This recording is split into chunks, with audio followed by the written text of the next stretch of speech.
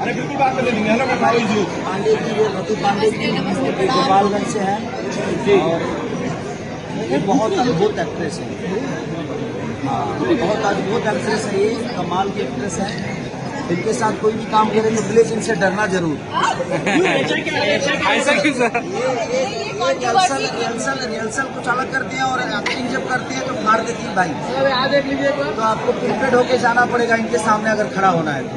सारे जितने भी हमारे भोजपुरी के हीरो लोग हैं मैं सबको बता देता हूँ, रति पांडे अगर है तो बहुत कुछ भर के जाना पड़ेगा, नहीं तो ये खा जाएंगे, खा जाएंगे।